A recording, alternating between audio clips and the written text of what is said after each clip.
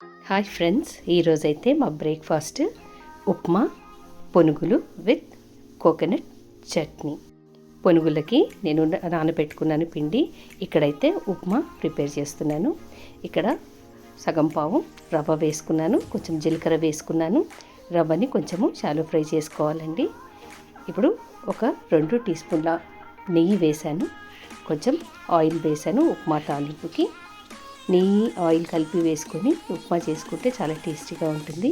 ఇక్కడ ఆవాలు వేసాను, జీలకర్ర వేసాను, కరివేపాకు వేసాను, పచ్చిమిర్చి ఉల్లిపాయలు కూడా వేసుకొని అవన్నీ చిన్న మంట మీదనే మనము ఫ్రై చేసుకోవాలి.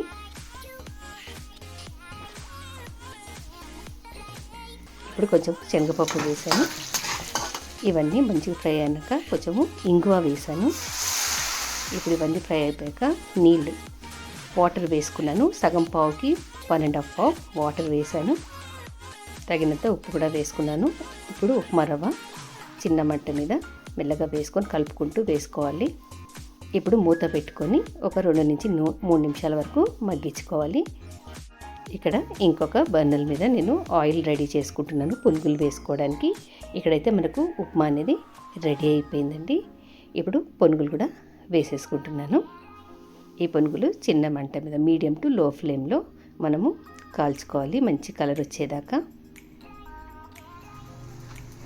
మనకు ఈ కలర్ వస్తే చాలండి. వేడి వేడి బ్రేక్ఫాస్ట్ రెడీ అయిపోయింది. ఉప్మా పునుగులు విత్ కోకోనట్ చట్నీ. సో మీకు ఈ రెసిపీ నచ్చినట్టయితే తప్పకుండా లైక్ చేయండి, షేర్ చేయండి అండ్ సబ్స్క్రైబ్ చేసుకోండి.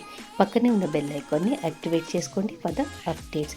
ఇంకొక మంచి రెసిపీతో మళ్ళీ మీ ముందు ఉంటాను. Until then, take care, be safe, and this is Sarla signing off. Thank you so much for watching my video. Thank you.